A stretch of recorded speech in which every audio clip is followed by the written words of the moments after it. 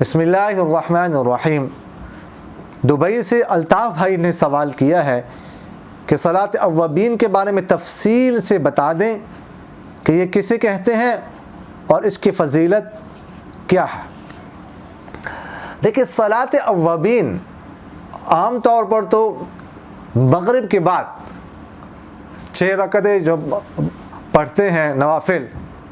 ان کو کہا جاتا ہے، اور یہ 6 رکعتیں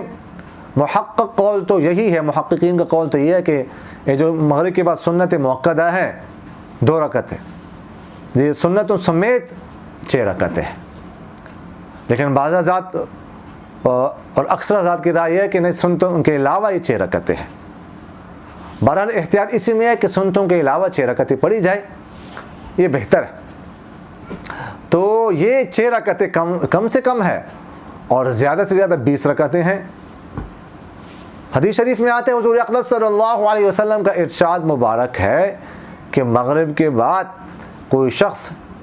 6 رکعتیں پڑھ لیں تو اس کو 12 سال ثواب عبادت کا ثواب حاصل ہوتا ہے، اور اگر کوئی 20 رکعتیں پڑھ لیں تو اس کے لیے جنت میں ایک گھر بنا دیا جاتا ہے۔ تو 6 رکعتیں تو روزانہ پڑھنی چاہیے، اور جن کے پاس فراغت ہو وہ 20 رکعتیں پڑھا کرے، یا کم سے کم ایک دن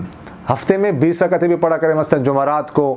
یا جمعے کو 20 رکعتیں پڑھا کریں، باقی ایام میں 6 رکعتیں جو ہے وہ پڑھنی چاہیے۔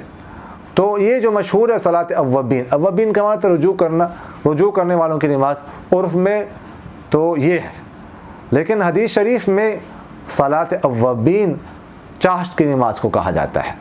جس کو ہم چاشت کی نماز کہتے ہیں۔ صلاۃ اوابین حدیث میں اس نماز کو کہا جاتا ہے۔ اس کے بارے میں عرض کر چکا ہوں پہلے کہ ویسے چاشت کا نماز تو شروع ہوتا ہے اس سے اشراق کی نماز سے، جب اشراق کا نماز شروع ہوتا ہے چاشت کا نماز بھی شروع ہوتا ہے،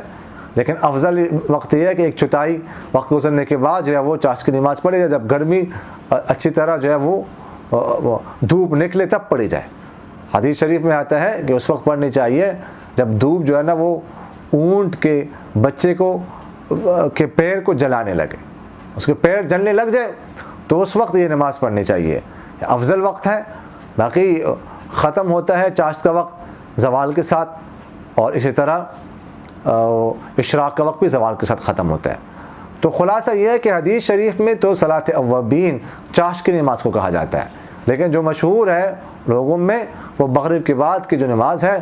وہ کہا جاتا ہے اس کو، اور جیسے میں نے آپ سے عرض کی کم سے کم 6 رکعتیں ہیں، اور زیادہ سے زیادہ 20 رکعتیں ہیں، اور یہ پڑھنی چاہیے۔ اقول قولی هذا استغفر الله لي ولكم ولسائر المسلمين فاستغفروه انه هو الغفور الرحيم۔